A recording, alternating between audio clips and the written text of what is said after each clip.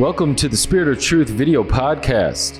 Joining us today is my good friend Andre Radatus. He just got back from the Philippines where he's doing some outreach and some fellowship with other Urantia Book readers out there. So we can't wait to see how it went and find out what else is going on in his life. So stick around, it's going to be awesome.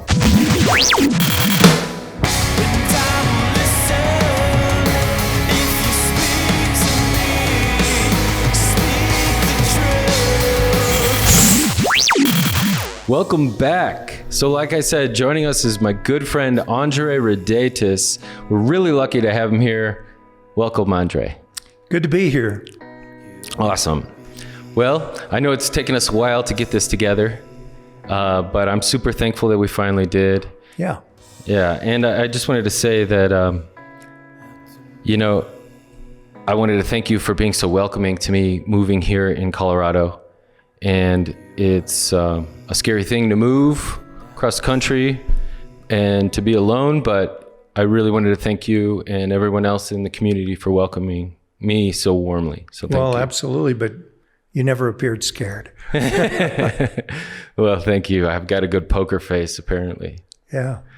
Well, anyway, okay, so I'd like to get into it. For those of you guys over in your homes who don't know, Andre and I got to be co-hosts for the Cosmic Citizen for a few years, where Andre is still the regular host, which he will be hosting tomorrow, tonight being Friday night, and every Saturday, Cosmic Citizen. Every Saturday, 10 o'clock till noon Mountain Time. Cool. So how long have you been on that show?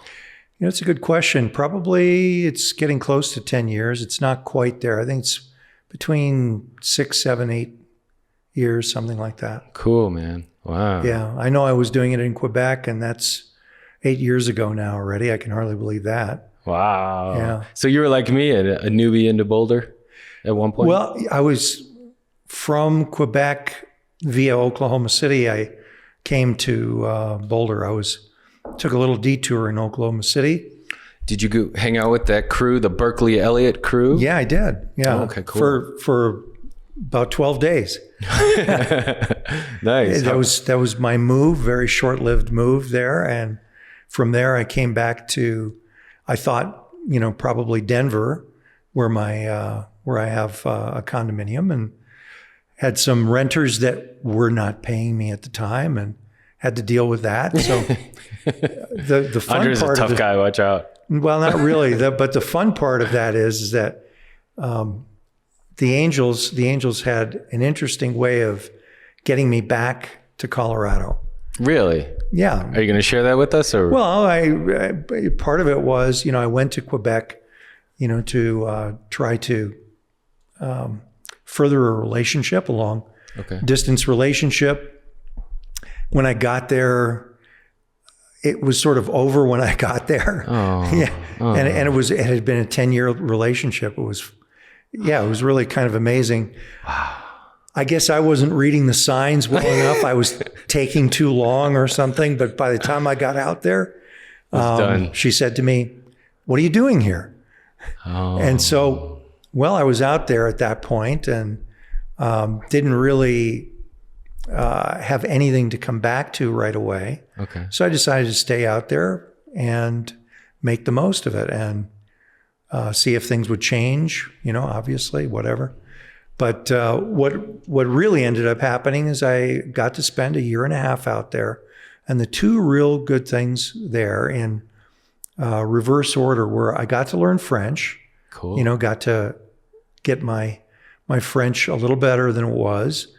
Went from a low intermediate to a high intermediate French, but I would never call myself proficient.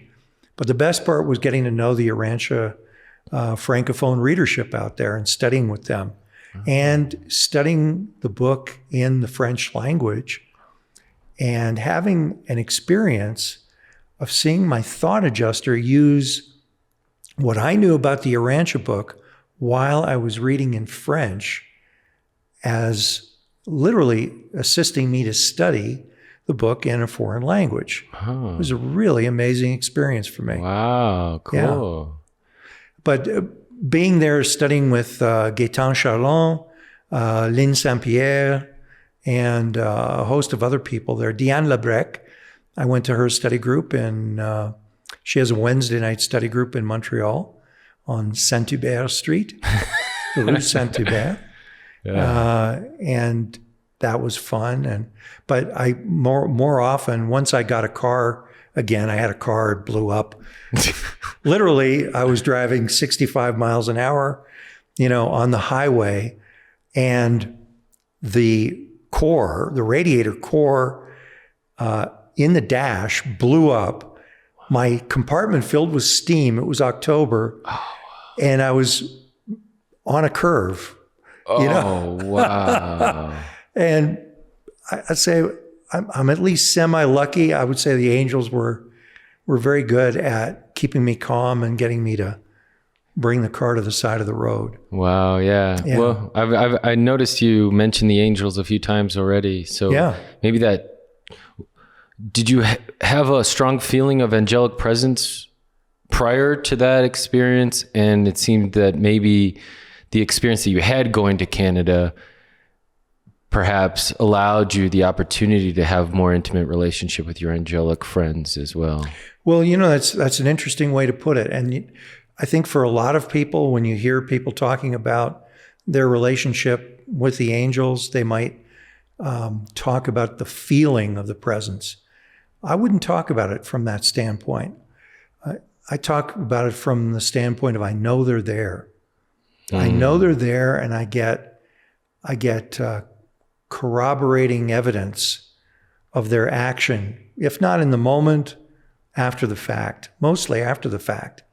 But I know they're there. I know that there are a lot of things that have happened in my life that have come together better than they would have, only because of their action behind the scenes. And it's the only thing that it can possibly be.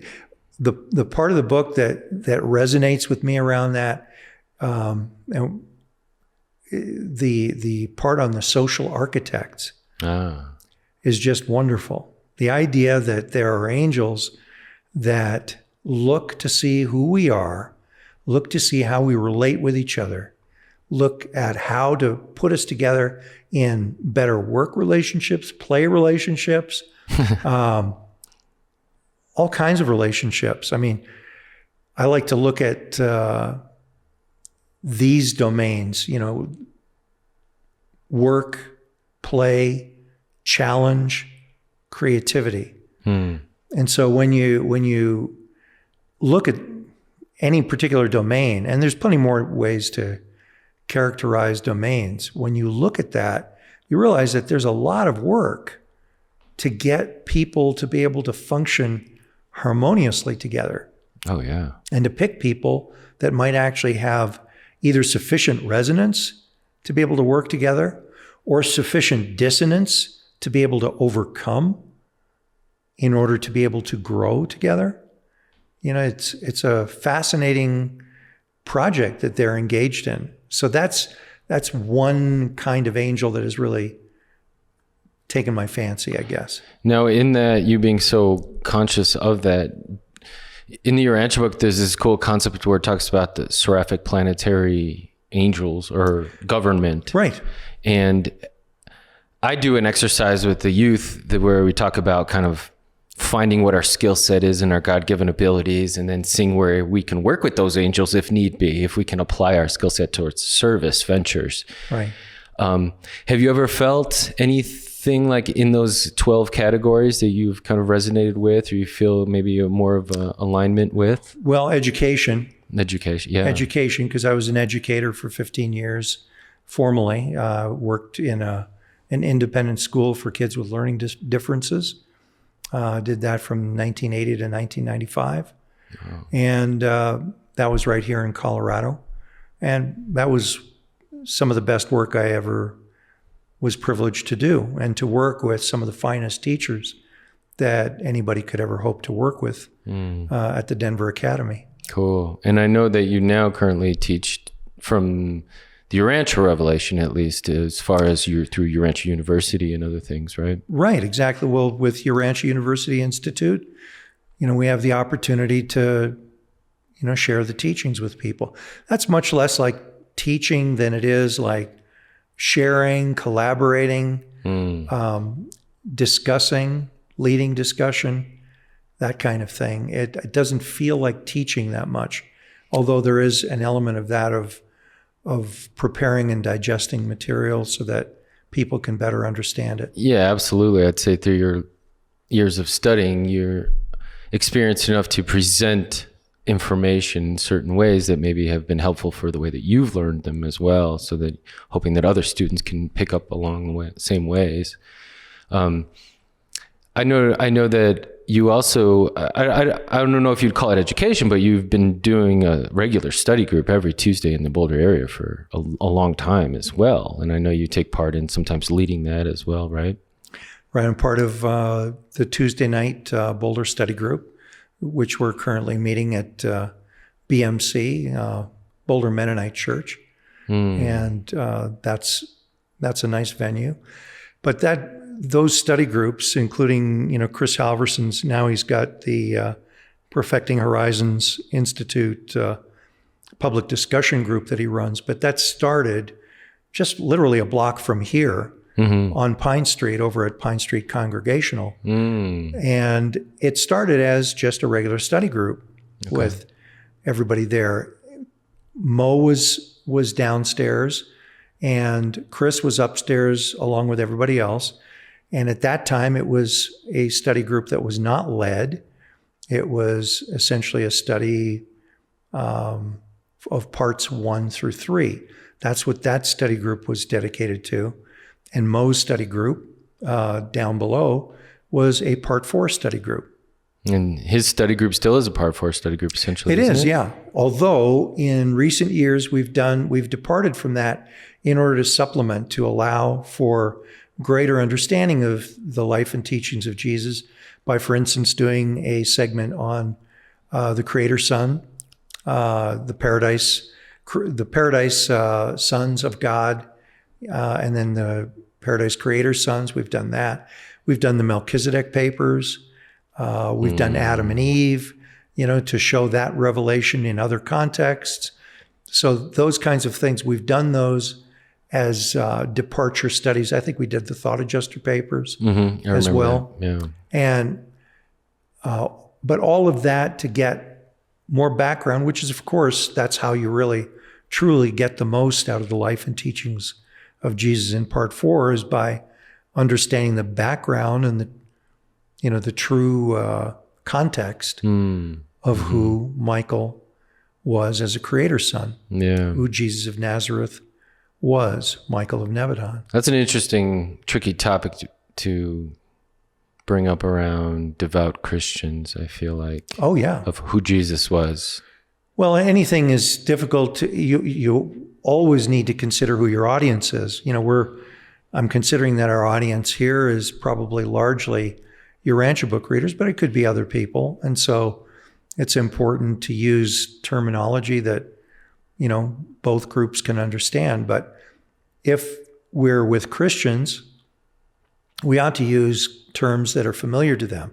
I wouldn't go ahead and bludgeon them with, a Urantia fact like, hey, did you know that Jesus was really Michael of Nebadon? I've heard so many people say that. And that his number is 611,121, and that he's one of over 700,000 other creator sons. Yeah, that might. That he's really not part of the Paradise Trinity. Well, that's part of the challenge of when you are sharing this stuff, though. Yeah. Well, right. But one rule that would be good for all Urantia Book readers to take to heart, and all seasoned readers do take this to heart, it's to obey some of the teachings. And some of the teachings in that regard would be, strive not to take anything away from your fellows, only to impart truth. I feel like that's such tied in with self-mastery, though, because it's kind of like when you feel sufficient, you feel enough, then you don't need to take anything from someone to fill your void. Right. Exactly. And, we all can be in that state. I certainly have had, especially in my younger years, enough ego that having a little bit of intellectual mastery in a conversation was important. But as we grow and become more seasoned, hopefully, we lose that and we become more adept. Well, no, not even more adept, because it's not all technique. It's more a matter of being one with our Father in the task, for one thing. For one thing, understanding that it's not me, it's God and me. And it's not God and me in any highfalutin way. It's God and me in a very humble, we're the same kind of way. Right.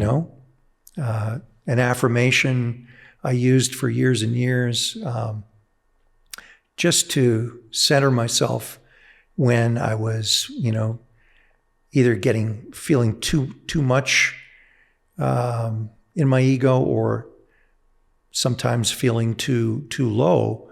When I was younger, I adopted an affirmation of humility, which said, God, grant me the gift of humility, the realization that I'm neither above nor below, but rather on a plane of equality with all my brothers and sisters on earth. And when you think about how Jesus was humble, that was one of his key features of who he was. I mean, he had a lot of other features.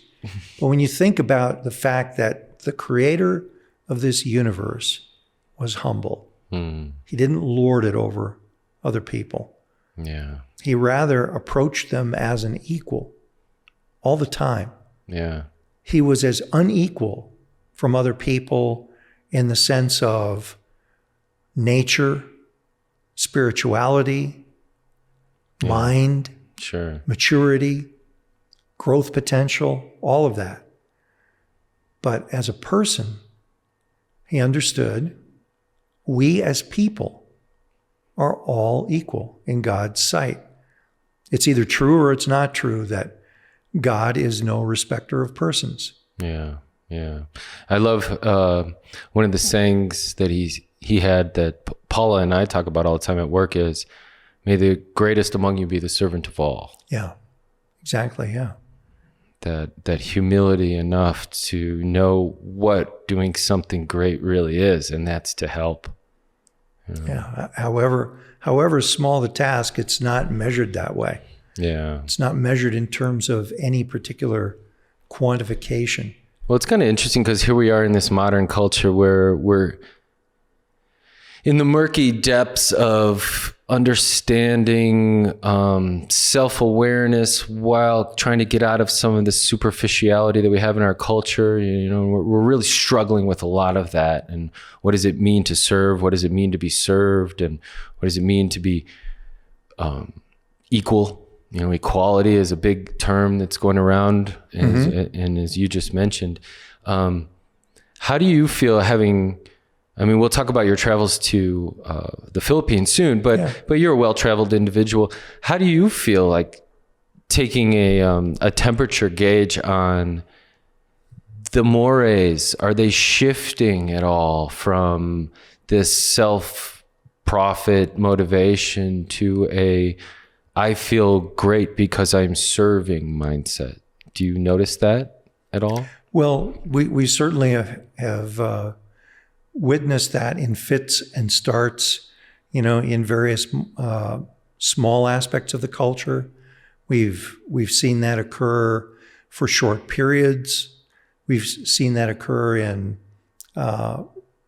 definitely smaller locales, different parts. More isolated. It's obviously never been something that's swept over the earth yet.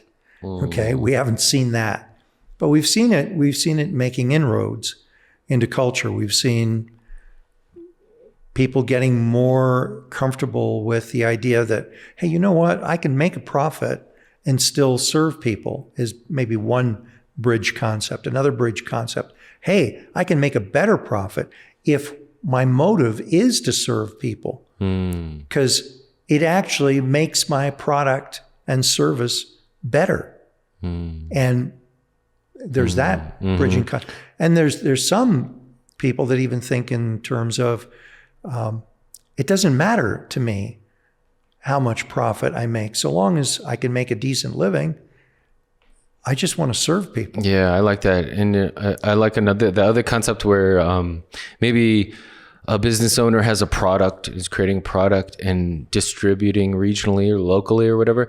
And then in our system, we're like, well, you need to expand, is kind of what we think. But I really have a lot of respect for the individual. It's kind of like, I'm going to keep doing what I do. It's sustainable and I'm happy and I'm helping my local community or whatever, instead of, no, I have to compete with McDonald's. I have to compete with IBM, like all of that stuff that we came up in, maybe even in that .com boom or whatever.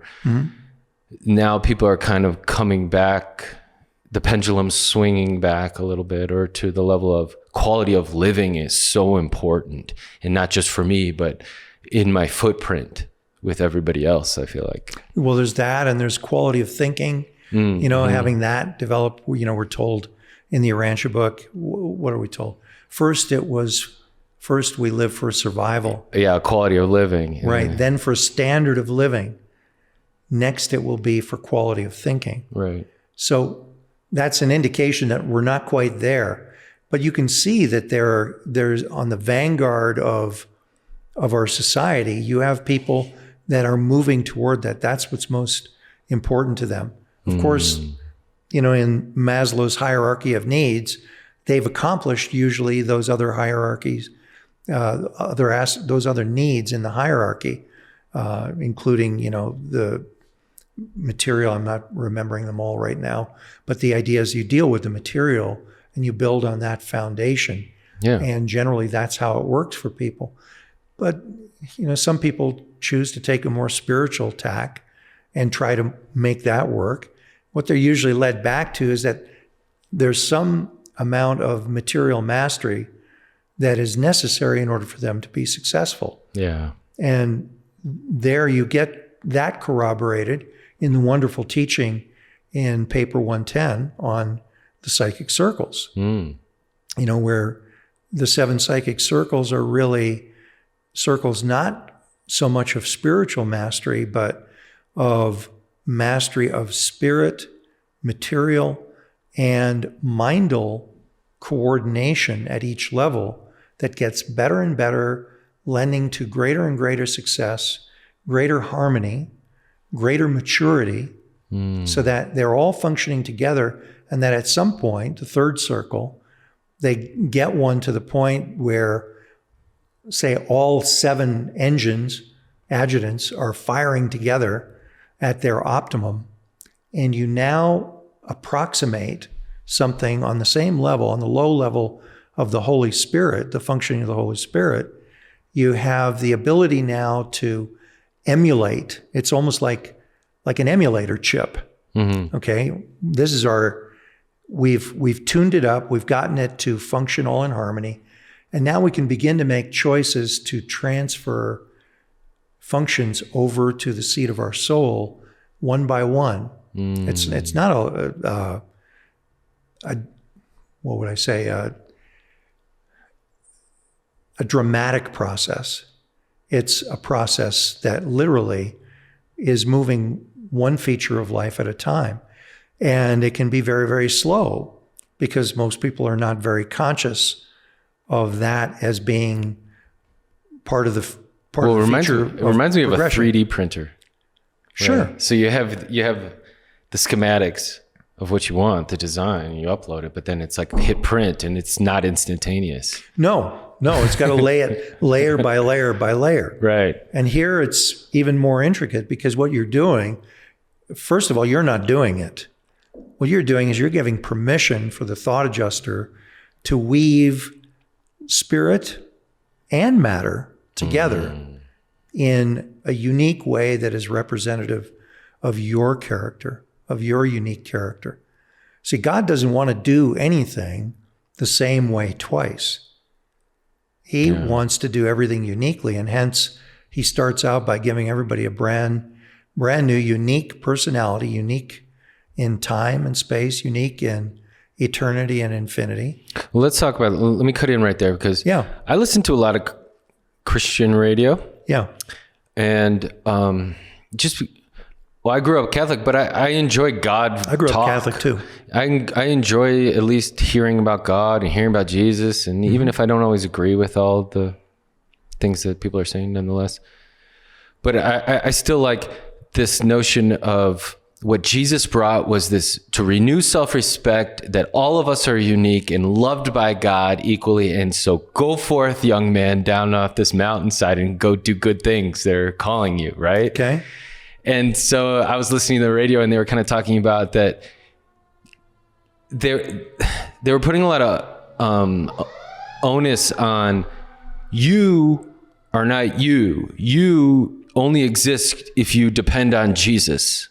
Mm-hmm. And while, yes, I depend on Jesus. He's saved me many times. But from what we know in the Urantia book, it's kind of interesting how Jesus has empowered us as individuals as well. Yeah. You know? And so I am me and I count on Jesus, and Jesus wants me to be me to the fullest, I feel like. You know what I mean? So I'm not giving my identity in the back seat and saying, I'm not worthy, when Jesus is actually telling us, yes, you are worthy. Stand up, you know? Yeah. So I guess it's just a little bit, because the challenge, I think, for a lot of the Christians that I talk to is this being selfless, which has its admirable traits, but then maybe not fully appreciating the gift of the unique personality that we do have as well. Well, I would agree with you. I'd say that some of that is the idea of what do you do if you have a church full of unique individuals all exercising their full creativity. Well, there's a certain amount of fear around that, mainly because the church it didn't start this way. You know, it started as a very organic movement of people that believed in the teachings of Jesus. And as it progressed and as it became more organized, and as they came up with the idea that it would be good to have leaders and those that would be more competent, you know, in the teachings and more spiritual, perhaps. I don't know how they would have been thinking about it at that time. But out of that evolved ecclesiastical authorities, so that now I'm going to defer to someone else's authority over these teachings compared to my own. And in an age of relative ignorance, that's going to be a natural development, right? Yeah. You're going to have people that realize that they don't know as much as somebody else, and they easily fall in line. They didn't have the problems with leaders that we certainly see in the late 20th and early 21st centuries here, where people don't assume that you have any greater authority, at least in American culture or certain parts of European culture and other cultures. We don't take it for granted that somebody's opinion necessarily should have greater weight just because of who they are. Unless, of course, we want to defer to that particular person. If we do, they become an authority to us. Yeah. And we are willing to take a back seat to some of our thinking in order to enjoy some of their thinking and teaching.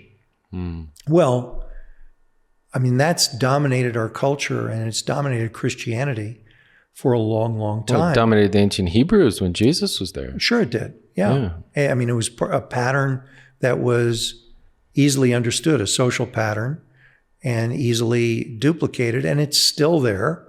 We still have, what do they say, leadership. Good leadership has never been more than 1% of the population. Well, you know, in a cynical way, what does that mean? 99% of people are sheep? You know? Well, what's 1% of what are we at? 1 out of 100, right? Yeah. So 1% means 1 out of 100 people is worthy to be a leader. 99 don't have that inclination, are either not good at it or are more inclined to follow than to lead. So when you have that, then you're going to have a situation develop where people that do have either leadership quality or at least want to be in charge are going to have plenty of people to follow.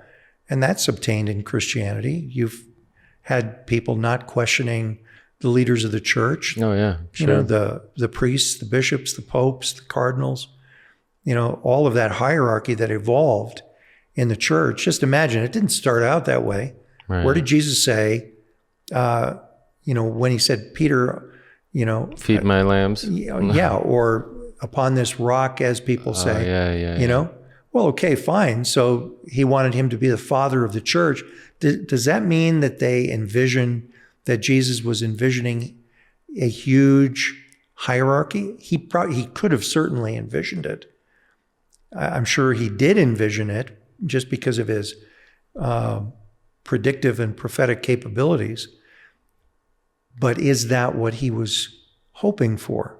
Right, right. Had people been following the true gospel of Jesus, you know, that all men and women are brothers and sisters because God is our Father, had that been followed, we may have had a hierarchy, but it would have looked a lot different.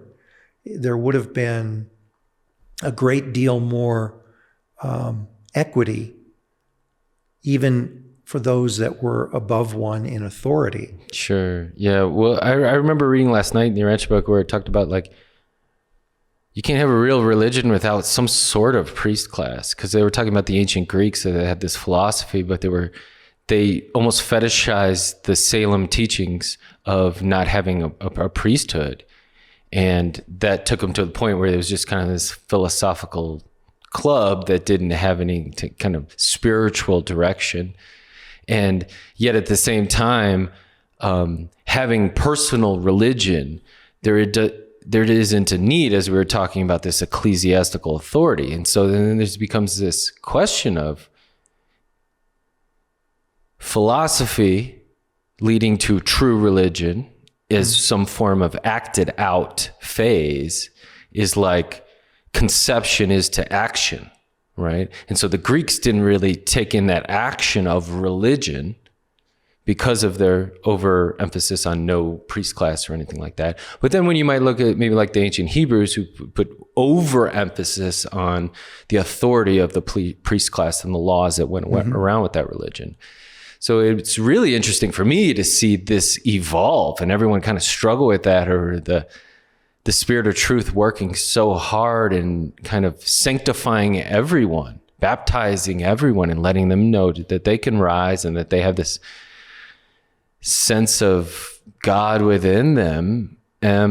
How do you see it unfolding? I mean, that's quite a clash of ideologies of, you are sanctified because Jesus died. His blood saved you, versus what he was telling us is that we have God in all of us. You know, we're a creator. Well, okay, so there's that reference to the atonement doctrine. And, you know, that was the only way that people could understand becoming right with an all-powerful God, who they could not quite conceive of as an all-loving God. You know, we talk all-loving God, but really most people believe in an all-powerful God, if they believe in God at all anymore. Sure. Okay, so power is easier to see demonstrated in the material world. Love is not so easily seen to be demonstrated. And furthermore, the power of love, you really have to be watching to be able to see how powerful love is. In fact, you know, that fits the dictum that when you choose the greater thing, the lesser is included. Well, that's part of what's meant. You know, love is the greater thing compared to power. Although, for many people on this world, a very simple philosophical choice that people make in their art of living is, am I choosing power over others or love of others? In any particular interaction, that's happening over and over and over again for people. When people are looking to win in a particular social encounter, it's a power. What does that mean to win, Well, for a lot of people, it means a lot of different things, but generally it means something that allows them either to survive a social interaction, okay, if I can use that term, survive, Okay. or to get affection and esteem out of a social interaction, or to achieve some kind of power and control in terms of their will gaining the ascendancy over another's will in a particular interaction. An imposing of their will of some sort. Yeah. And Thomas Keating, the Trappist monk, the Cistercian, who recently passed on just a couple of years ago, he founded the practice of centering prayer and the contemplative outreach, along with Basil Pennington and some others. And his dictum around that was that these were false systems for happiness. That having these conceptions that if I just have this, I'll be happy, is sort of like the unconscious sort of thinking loop that's going on, that it never works. Right. Because we all have been gifted with free will. Therefore, you can never get all the players to do their part on the stage play, unless, of course, they are good actors and you're paying them. Okay? And otherwise, you don't have control over other people and what they're going to do. Therefore, you're disappointed all the time. If this is how you're trying to be happy. If my rule for being happy in a social interaction is because you've given me some affection or some self-esteem, well, that may work temporarily, but what happens when you withhold that affection? Yeah. What happens when you don't give me that esteem, if that's what I'm depending on? This is why Jesus was teaching us to love God, to worship God, and to serve our fellows, that would be sufficient for gaining any kind of true happiness. Now, that is hard to realize in day-to-day living with a lot of other people that are not living in that same way. But we get tastes of that. And hopefully our faith should be such that we're willing, once we realize that this is how the universe actually works, that we are willing to do this as much as we are able in any moment. And to do it increasingly, and to do it with more people, right? Not so important that you love all people as it is that you are able to love one more person each day or even each week, if that's at the limit of your capability, we're told. I enjoy the expansion of that, the idea of that it grows. But there's an intimacy, awareness of each individual. Each individual is unique, and being aware of that. I also find that when we talk about service, I would say like the traditional forms of service are that of, and this is what, going back to Christian background, is that it's always been of maybe feeding the poor or the downtrodden. And while I try to do that as much as I can, I kind of feel like from finding the Urantia book, we find a little bit more of an expanded definition of what service can actually mean. Right, we do. And we do, getting back to your earlier point about the idea of personality, and it's important, right? In the Urantian conception of what a person is, personality, that gift of free will, the prerogative to be able to find God, and the prerogative to be able to love with that free will, to do good to others, is put at the top. That is the superordinate part of who we are as people. We certainly are spiritual because we are indwelt by a thought adjuster. We do have a soul because that thought adjuster incepts a soul when he comes to indwell us. Excuse me, at 5 years, 10 months, 4 days, right? Yeah, for all of us, the exact same. On average. They don't give us the ranges. My statistical mind would love that, but we're given a mind that's unique of 4 and 20 psychic organizations, roughly corresponding to what the Myers-Briggs or something else is indicating, though there are only 16 types there. I have an idea about how we get to 24 with that, but okay, yeah, cool. And it's related to how we prefer the adjutant mind spirits. But all of that, we're differential with regard to all of that stuff. But the one thing that's equal is we're all given a personality. And the second thing that's equal is all of us that are, normal, as that's defined, and that's the vast, vast majority of people, have thought adjusters. Right. And if you go through life on that basis, then now you have a way of understanding, first of all, how much the same we are. Oh, yeah. That way. Yeah. But also how unique we are, how absolutely unique we are, and how no person's view of my conduct, okay, and I don't mean moral conduct exactly, but the way my creativity is going to manifest is going to be different than the way yours manifests. Sure. It may be similar in many regards, whatever, but it's going to be different. There are going to be different choices that need to be made on my part than you're going to make and that other people are going to make. Some of them, many of them are going to be the same.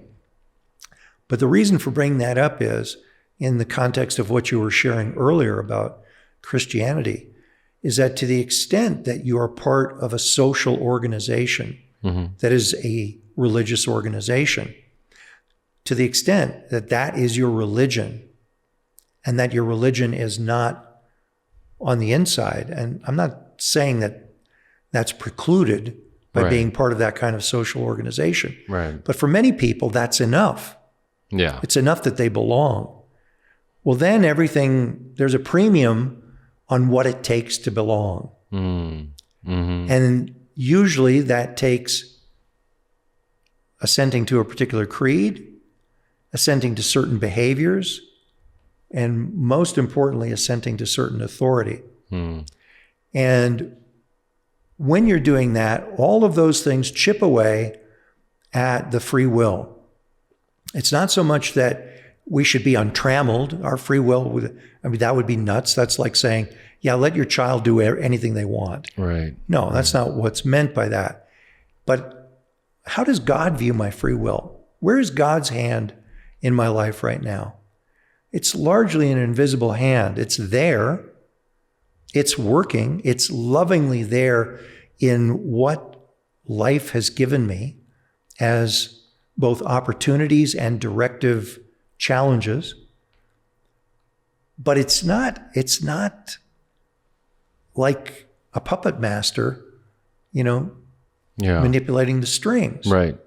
Whereas you would get from certain people, like you were alluding to, that in order to be a good Christian, and this is not a view of all Christians either, this would be a subset. There's plenty of other religions that have to deal with this. Right. Plenty of other religions. And not only that, there's plenty of Christians that don't view God or don't view their church that way. Right. That wouldn't regard themselves as needing to be that severely controlled.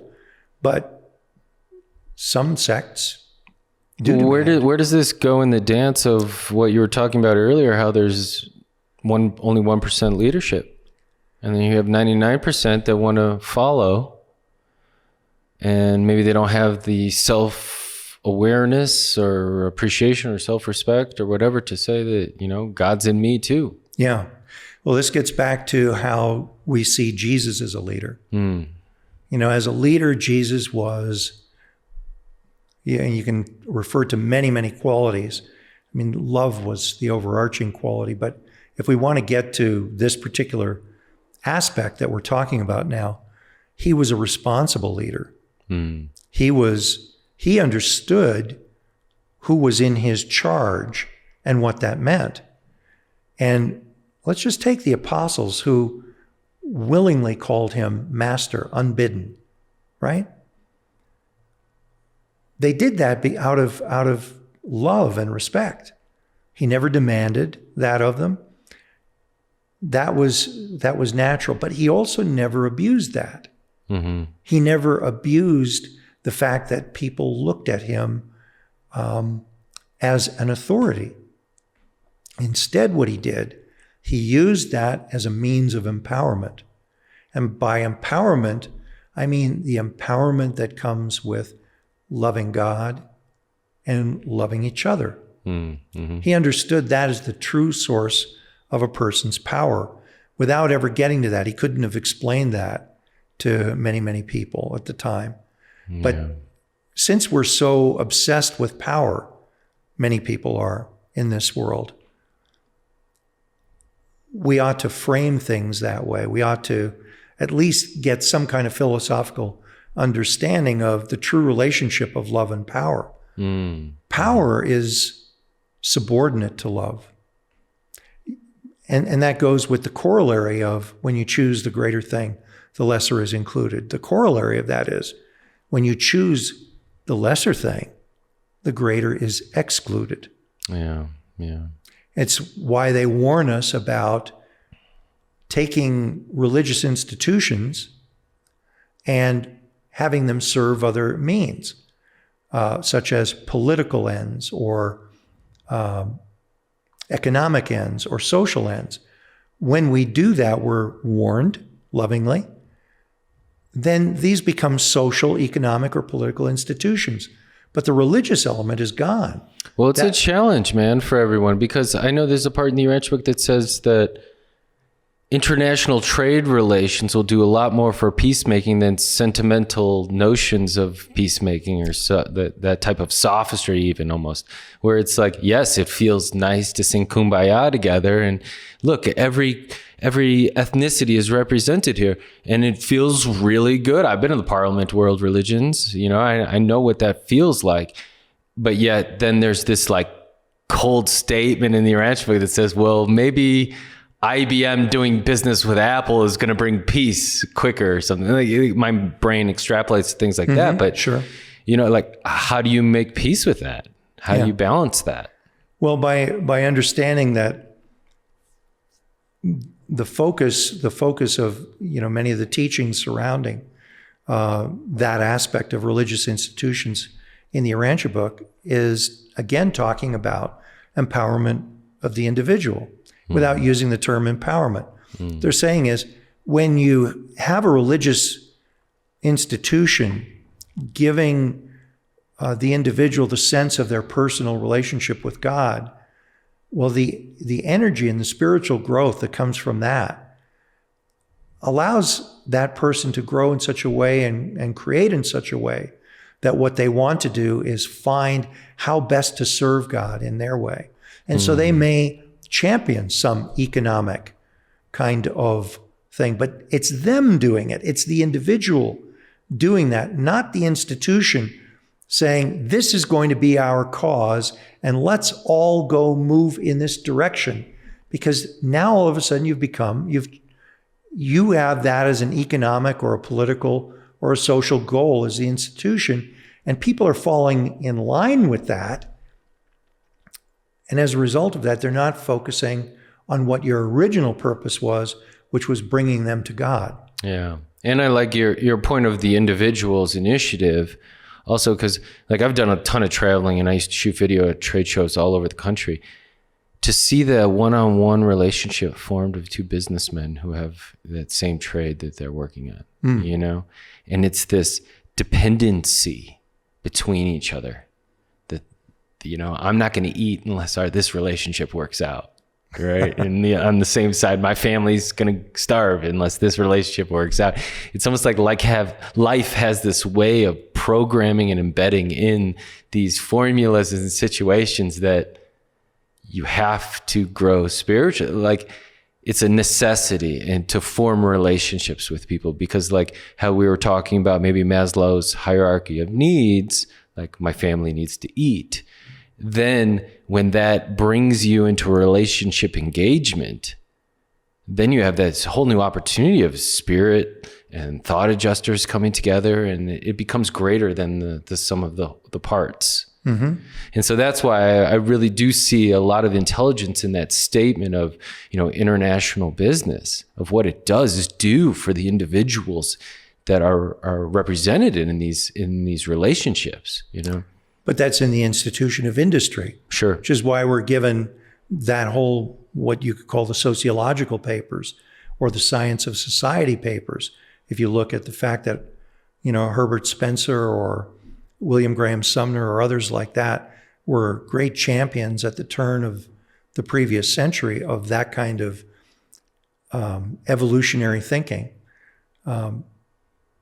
They were trying to get us in mind of the idea of thinking about the institutions of self-maintenance, self-perpetuation, and self-gratification. Understand that all of these institutions, whether it be industry, whether it be commerce, banking, the home, marriage, religion, all of these things have their place in not just human society, but in the life of the individual. Mm-hmm. And what industry should be doing, which is what you were giving great examples of industry, is not what religion should be doing. Mm. Religion's sole purpose should be to bring, to use the Jesus test, right, that we're given in the book. What does it do for the soul? Mm. Does it bring man to God?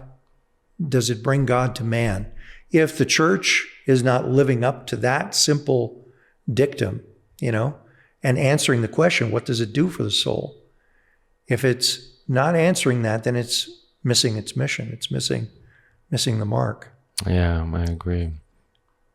Well, let's take this opportunity of international trade relations to, let's talk a little bit about your trip to the Philippines. Okay. Not everyone knows, but I was blessed with a short opportunity of being the chair of International Fellowship. Yeah.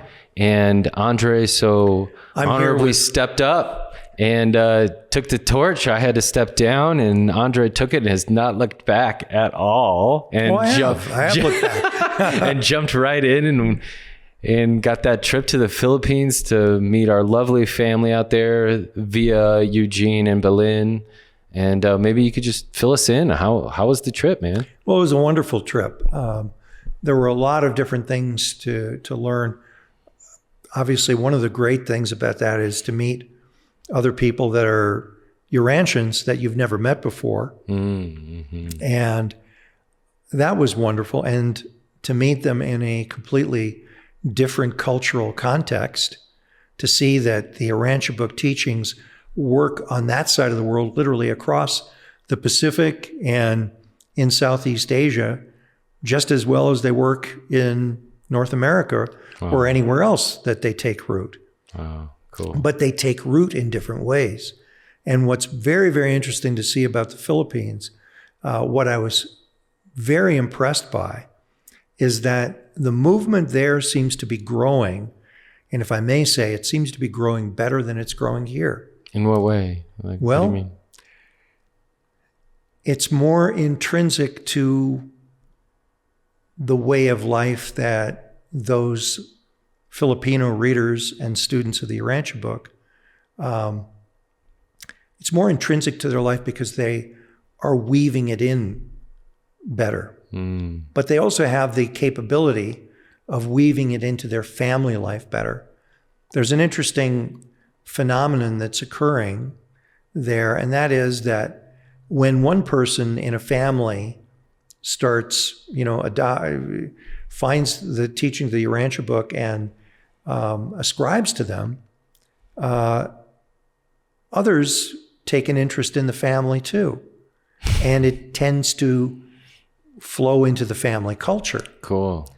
And that happens a lot easier there. There's fewer of the antagonistic barriers in family life there than there are here to that kind of thing happening.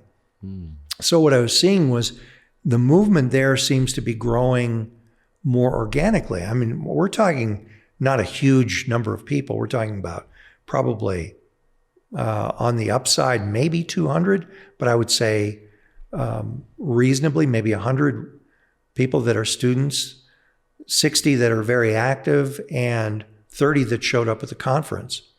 And I got to meet probably 40 different people that were, part of the Urantia movement there in the Philippines.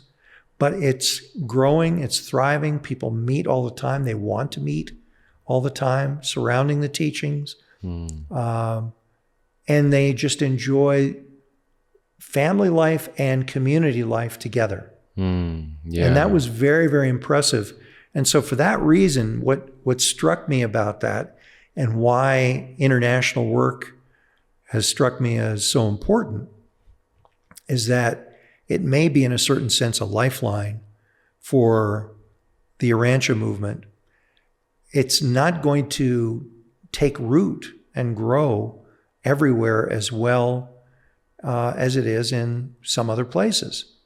So it seems to be growing well in the Philippines now.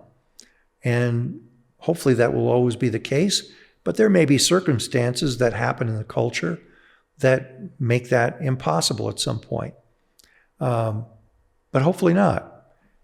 We look at our culture and we see that the Urantia teachings were taking root and catching fire with many, many people in the 60s and 70s particularly, and then started to wane in the 80s for some reason. We're not exactly sure why, but we know that some of the organizational difficulties we were having had an impact there. But it also probably had something to do with where our society was, where family culture was.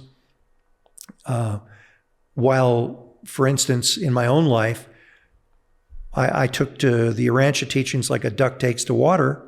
That wasn't true of every member of my family. I have 2 brothers and 2 sisters. One of my sisters really took or was favorable to the teachings.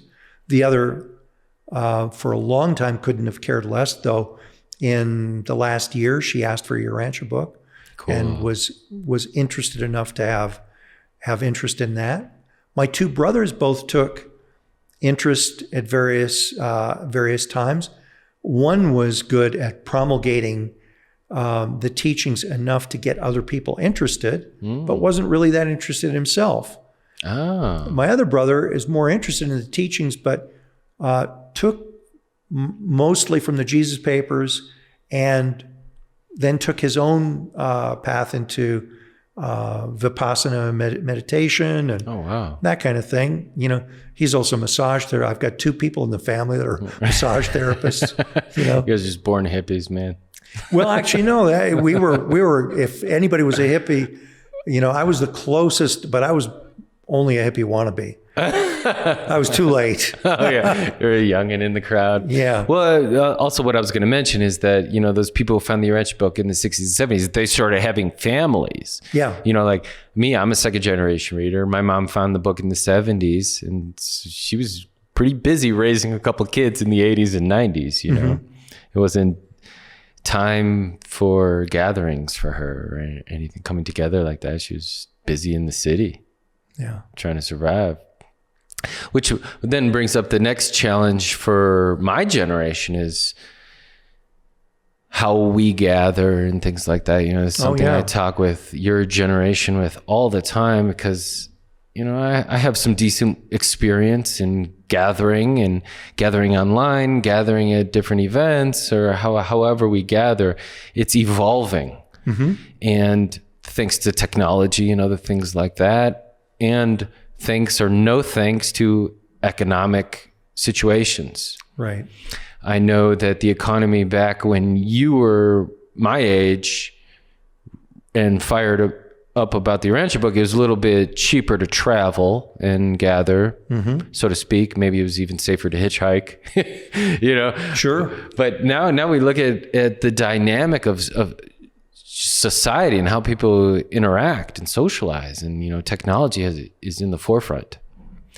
And I think that, if I could put some minds to ease, at least of your generation that is so scared that there aren't enough study groups, and that there aren't thousands of study groups, and that's the youth aren't coming forward.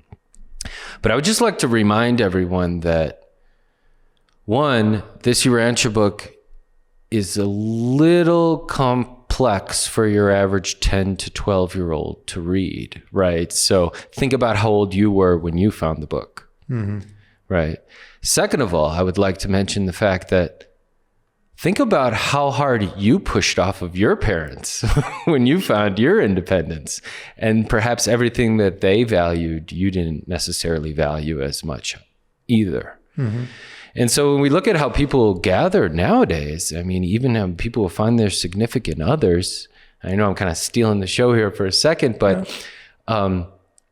this notion that people even find their significant others on dating apps or online, but it's a screening process is what the technology has become, so that you can safely gauge and vet whether I'm going to grow spiritually with this person or grow romantically or whatever it is. I always look at it as that this is one big trade show, and people go to trade shows because they got a problem in the workforce and they need face-to-face interaction to solve that problem with a professional. So here we are in a big trade show, and everyone's got a bit of a spiritual problem in their spiritual workforce, right? So they need face-to-face interaction to solve that, but they need to know that they're in good hands. And maybe back then in your generation, you'd be like, no, there's no other way. There's no video phone or anything. We're going to go there, man. We're going to meet this person. We're going to talk. I like to take on that approach myself too. I always go to someone, I ask them, and I go and meet them. But I would just like to put people at ease a little bit of knowing that we do gather. It's just not the same way, and that it's something that's making its own. It's becoming its own thing here, and hopefully with new technology coming out and other things like that, we'll have new ways of how we gather. But we even look at like study groups through Zoom and Skype and other things like that. While through the digital interface, it's not quite the same as you and me right here in the same room. There's still part of your personality that does get translated across, don't you? I know you take part in online courses and lots of Zoom studies. Have you noticed any difference in that? Well, I think it's very effective. It doesn't fully take the place of, interacting, personally in the same space, but the virtual space is very, very close. There's a lot of good things that you can experience, and it's certainly better than not being able to meet at all. Yeah, it actually increases the frequency of the ability to meet, and I recommend highly to anyone, to be part of a Zoom study group. It's better than not being part of a study group at all. Not only that, you can be part of Zoom study groups for the Urantia book outside of your particular area. You might find one that you resonate with better than one that is close to you, or you could find that there is one close to you that you didn't know about that just happens to also have Zoom available, to be able to attend that study group. So we have that at the Tuesday night Boulder study group. We have Zoom. You can Zoom into that. And Merritt has one. I attend. Ray Merritt Horn has that as well. Another interesting question is this: that we could even give the Zoom link if we want. I could put it in the description. Sounds good. Yeah. Is this notion that there's also like this safety, and there isn't a need to commit, and right. I'm not always into that. Because I feel like my generation, they always need this guaranteed sense of successful outcome before they even leave the house type of thing, and I'm willing to just let it ride and see what happens. But there's this, like, I'm on the Urantia Facebook group and Urantia Science and History and Friends of the Urantia Book Fellowship, and there's tons of Facebook groups out there for Urantia, if you didn't know. the Urantia Facebook group has about 8,000 to 9,000 people. Okay, big. But I only see maybe the same 25 to 30 people on there. Every once in a while, a newbie will say something or ask a question or something like that. It seems like there's the majority of the thousands, that leaves like 800 or 8,900 left, right? That are like not doing anything, but they're observing, they're watching. They're not diving in, but they're just watching. Yeah, you don't know what they're doing. Yeah. They could be doing all kinds of things in their domains that, the Urantia book, for whatever reason, is on the periphery or is at the apex, but is not something that they want to visibly get involved with. Mm-hmm. And there's many reasons for that. There's certainly people in, various sects of Christianity that read the Urantia book that don't want their parishioners and people to know that they're doing that because they don't want to create controversy. They don't want to give people a reason to doubt what they're saying or whatever. They're being responsible leaders. They're being responsible people, but they also understand that in a world where people are so skeptical of not only new things, but in a world where so many new things have been promulgated, which clearly not all have been good, where people have had an agenda and they have abused the privilege of being able to talk to somebody for the purpose of persuading them to quote unquote a better way of life, when in fact they were doing it for their own ends and right and for ulterior purposes. That makes for an untrustworthy environment. Yeah. So what you're saying resonates with me. I understand why people would stay on the sideline a little bit. Yeah. I will say my generation has grown up with people in authority getting caught for lying to us a lot. Yeah. So it's hard to just dive right in and be like, yeah, I believe this guy. Totally. Yeah. Well, yeah. By the time your generation came along, a lot of people in my generation and the generations before had been abusing that privilege. Right. And this is what people don't understand about the responsibility they need to take in social interactions. Everything we do affects how other people perceive, what we ought to be doing. I know I'm not perfect in what I do, but having that consciousness, we ought to be doing the best that we can and trying to always be responsible in what we're doing. Amen. Which reminds me, I haven't put the blurb up yet for Catholic Citizen. I'm sure Paula covered it. She might have, but I told her I would do it. And it's just one thing. Oh, boy. Well, you can stick around with me because I got to upload this to YouTube. I won't sleep tonight. But anyway, let's get out of here on a note of maybe in the future and in that international level of what's bubbling, what's coming up on the horizon, what can people do if they want to get involved and help out with any international outreach or any international gatherings, or at least let's start with what's coming up. Sure. Well, the very next international conference that is coming up is, I think it's el 33º Congreso de los lectores del libro de Urantia. That's probably not the exact title of it, but it's for Spanish readers, Hispanophone readers, in Monterrey, Mexico. Cool. And it's attracting people from all over Latin America. And, our friend Alexander Halert, he's coming over from Germany. He's going to go to Mexico? Yeah. Get out of here. Yeah, he's coming. Oh, wow. Well, maybe you should come into America while you're that close. Maybe he will. Alex, come on, man. We got a place for you. Yeah. So, I mean, I don't know how many people will be in attendance, but there are many people going down. There are many people going down from the United States, both Hispanics and, English speakers. Yeah, Americans that also know some Spanish. Oh, yeah. Yeah. And I'll be going. It'll be... Well, that's cool. Yeah. And then I know you guys are getting into Africa now a little bit too, right? We are looking at having the first African conference in Uganda. Cool. And there it's a different thing. Whereas, for instance, in looking at the Philippines, we had the first national education conference for the Philippines last November, just before Thanksgiving. And whereas the Philippines and Mexico and Latin America have readers that are say, really longtime students of the Urantia book, and everything surrounding that.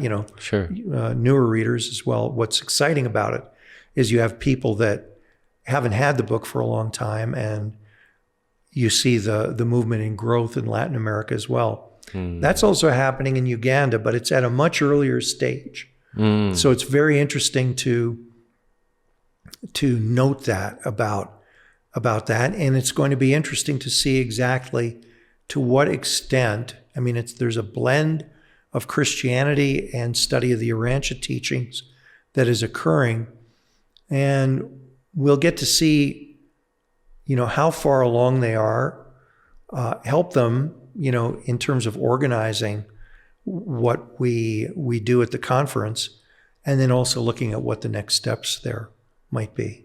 Awesome. Yeah.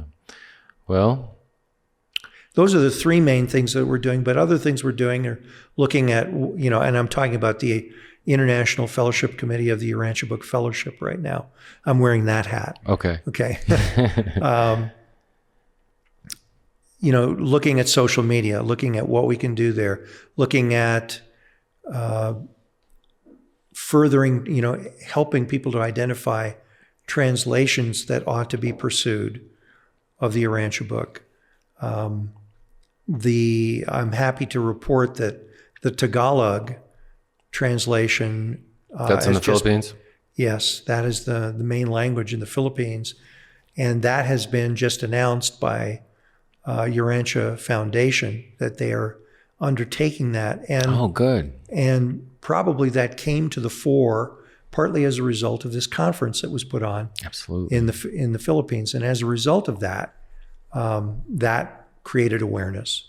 Awesome. And perhaps the next one will be Kiswahili, which is one of the languages of East Africa, and in fact is important as a Pan-African language. Even though there are many people that are English speakers, they are English speakers in more of the Creole or Pidgin sense, rudimentary vocabularies. It's a second language for everybody. Their first language is usually something else. And Kiswahili is becoming more and more a Pan-African first language. Not everywhere, but at least in East Africa. Cool. Thank you. Thank you for sharing that with us. Yeah. It's exciting times. They are exciting times. What's really exciting is to see what the Urantia book can do in different cultures. What is it? How do these teachings impact different cultures? To the extent, the other thing is to say, how can the gospel of Jesus enter into the mainstream of the world? How do we get people to realize the very, very simple truth that because God is our Father, all men and women are brothers and sisters? How do we get them there?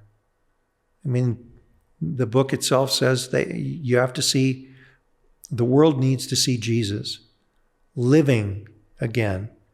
And we know what that means. It means living in our lives by how we're living. And that's a tall order. That most of us feel that we're not doing such a great job of doing that. But we ought to be aspiring to that. We ought to be doing what we can to live to the best of our ability, to be as Jesusonian, to be as much like Jesus as we can be. Amen. Yeah. I love how he always says this gospel's yoke is easy and the burden is light. Yeah. So, yeah. Well, brother, always a pleasure. Pleasure being with you too, Derek. Thank you so much. Thank you guys for joining us. It's been a pleasure for me. Thank you. Thank you for supporting. We look forward to having wonderful, talented people like Mr. Andre here in the future. And we just want to wish Andre good luck with all that you do and keep up the great work, brother. Thank you. All right. God bless. God bless.